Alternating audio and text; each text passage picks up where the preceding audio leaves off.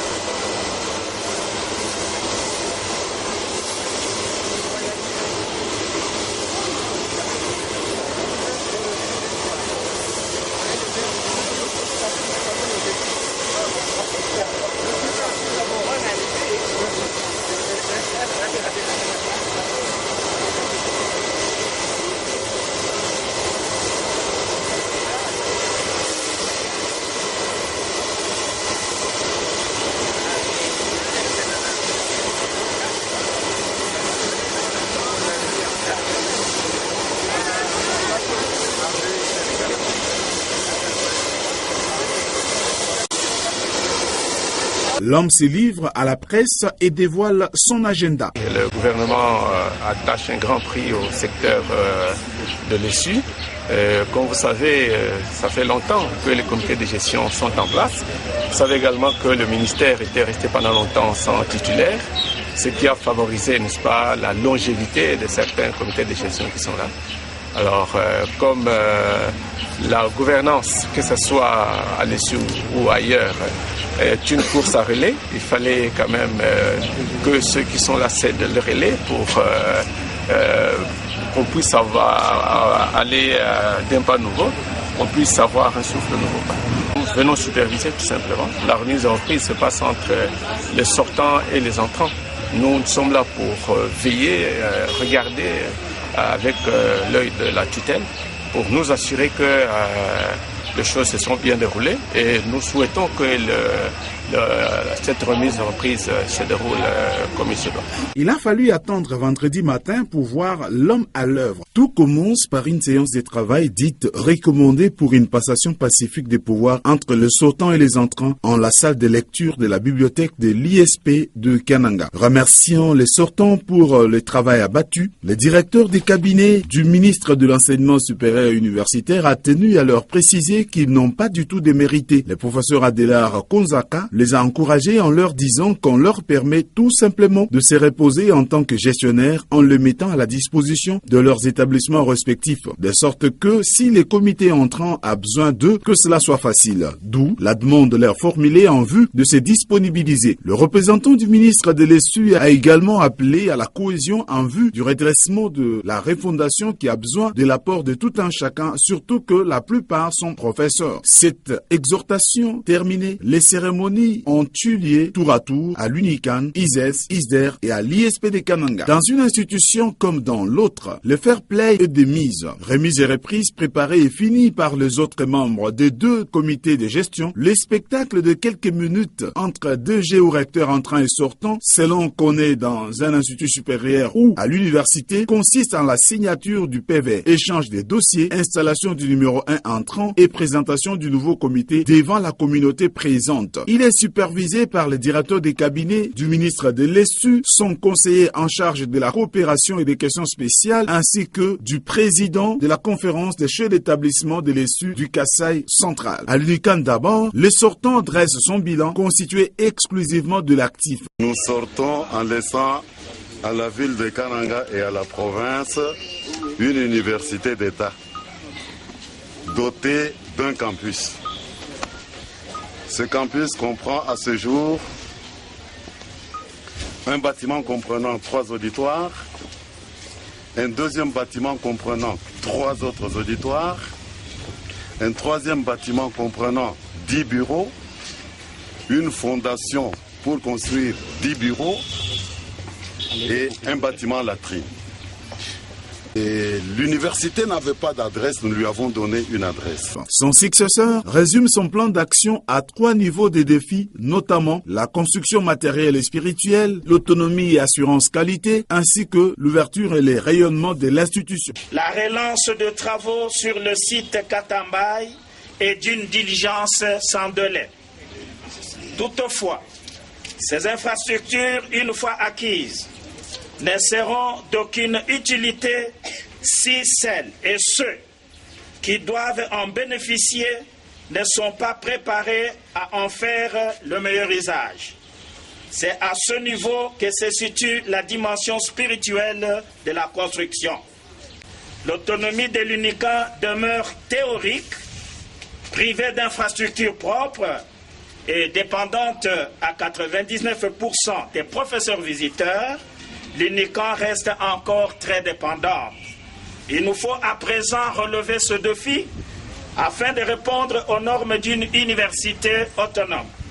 Nous devons pour ce faire étoffer le personnel académique, former et promouvoir le personnel scientifique et en même temps construire les infrastructures de base. C'est en comptant sur ce personnel que nous pourrons entrer dans le processus de l'assurance qualité.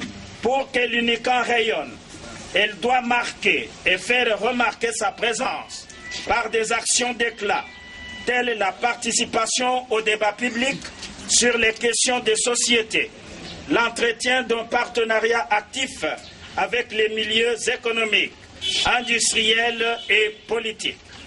Dans le souci d'assurer un tel rayonnement à l'UNICAN, nous entendons prendre contact avec les opérateurs économiques, politiques et sociaux de la place et d'ailleurs pour voir quel type de partenariat nous serait possible en fonction de nos besoins et de nos compétences. Quelques autres actions concrètes, anodines soient-elles, que nous pensons mener, c'est par exemple l'impression d'un dépliant présentant l'UNICAN, la publication d'une revue scientifique, l'impression d'un t-shirt et des casquettes aux marques de l'UNICAN, l'affichage dans la ville des panneaux publicitaires et des banderoles, etc. Deuxième étape, USS Kananga. Ici, le DG sortant se félicite d'avoir organisé l'institut qui est parti du statut d'un simple auditoire délocalisé de l'ISES Lubumbashi à une institution autonome. Nous avons installé l'ISES dans ces bâtiments. Nous avons fait et mécanisé 46 membres. Je laisse à mon collègue, le professeur Bassoaf, notre nouveau DG, un dossier très important. Nous avons entrepris les démarches auprès du gouvernement provincial pour acquérir le terrain de l'ISES. Les démarches sont très avancées. Tous les services de l'État, cadastre, services titres fonciers, le ministre ont déjà accepté. Et les dossiers se trouvent pour le moment au bureau du commissaire spécial pour nous octroyer le terrain au centre de la ville ici. Je demande au professeur, au DG, de poursuivre ce dossier pour obtenir le terrain qui est destiné à l'ISES.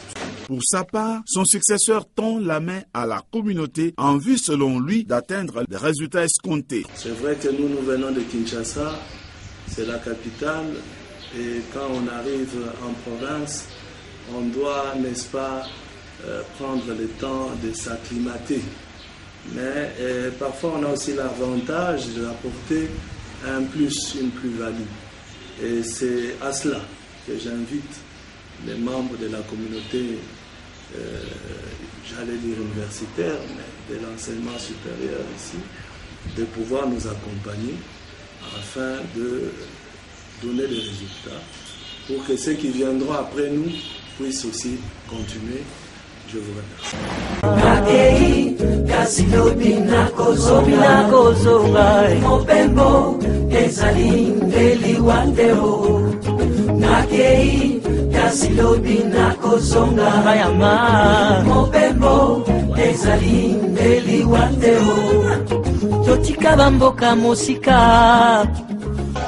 Troisième étape, nous sommes à l'ISDER Tubagé. Ici, le DG Modeste Boukassa sortant dresse un bilan un peu équilibré. La chose n'a pas été si facile, mais je sais avec certitude que le problème d'impaiement du personnel a été un problème crucial. Je l'ai laissé entier, pourquoi? Parce qu'il y a des travailleurs qui ont été omis et qui ne sont pas payés jusqu'à ce jour. Il y a des travailleurs qui, d'une manière générale, présentent le dévouement, mais ne reçoivent pas la prime institutionnelle.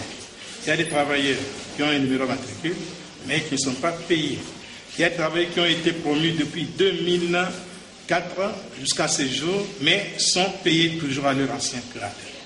Chaque trimestre, j'ai écrit une lettre à la tutelle pour solliciter, de manière à sécher ces quelques larmes, mais malheureusement, c'est resté improbable. Avec les moyens de bord, nous avons érigé à Mwimba un bâtiment qui est arrivé sur le niveau du Pignon. Pratiquement 3 auditoires, 400 et puis 600. Nous avons d'une manière générale fait des jumelages avec le collège boréal du Canada pendant 5 ans. Et d'une manière générale, grâce à ce jumelage, nous avons un cybercafé, n'est-ce pas, avec l'informatique, les services informatiques. Nous avons d'une manière générale obtenu de la part du gouvernement, toujours en faisant des efforts, 3 groupes électrogènes qui sont en bon état. Nous avons eu des tracteurs qui fonctionnent et nous laissons derrière, n'est-ce pas, 5 hectares de manioc emblavé, 150 palmiers nains. Je ne veux pas dire qu'on n'a pas, parce qu'il y a quelques mauvaises langues qui peuvent penser de cette manière.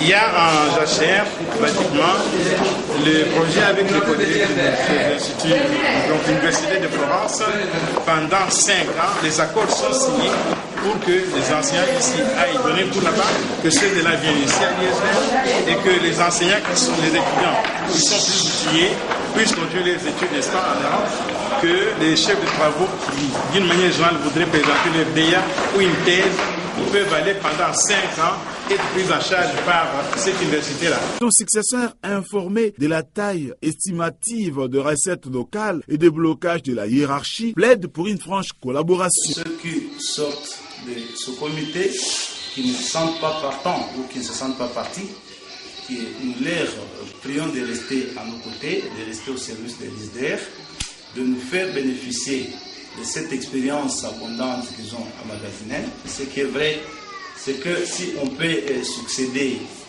à M. l'abbé Boukassa, on ne le remplace pas. Et tant qu'il a emmagasiné cette expérience qui n'est pas la nôtre et qui n'est pas pour nous facile de nous en débarrasser. Plus ancien établissement du Grand Kasaï, l'ISP de Kananga, le DG sortant salue le choix de certains membres de son comité de gestion pour la continuité. Ils pensent qu'ils vont pérenniser les acquis.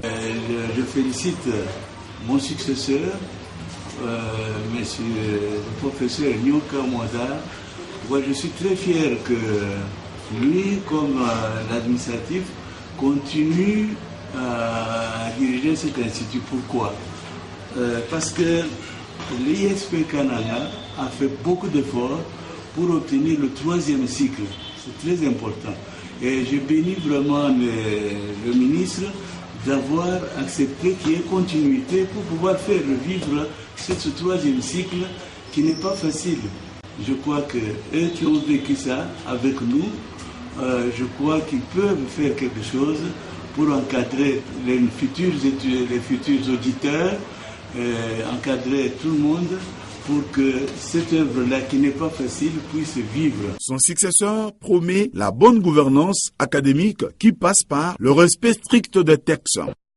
Je m'engage à l'application stricte des textes qui régissent le fonctionnement des établissements de notre enseignement supérieur universitaire, c'est-à-dire, monsieur le directeur du cabinet, monsieur le conseiller, mesdames et messieurs, que je ferai de la bonne gouvernance académique administrative, financière et patrimoniale de l'ISP Kananga, notre cheval de bataille.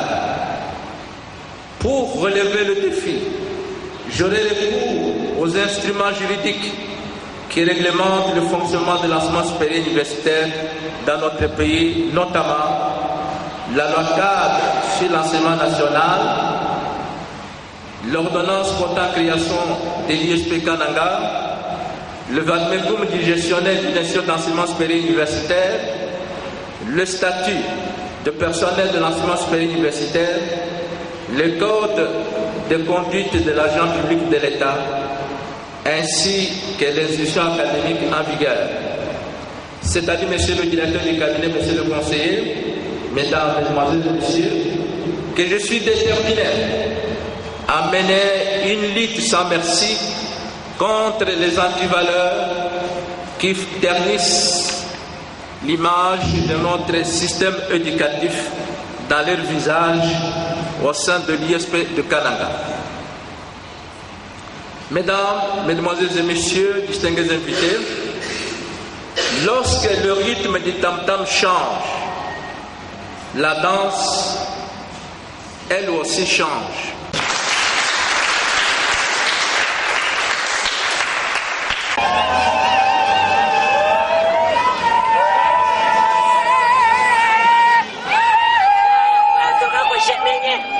Tout à l'heure à 8h à l'ISP de Kananga, les nouveaux comités de gestion ont une séance en vue de prendre les directives précises de la part du ministre de tutelle, a conclu son directeur de cabinet en mission ici à Kananga.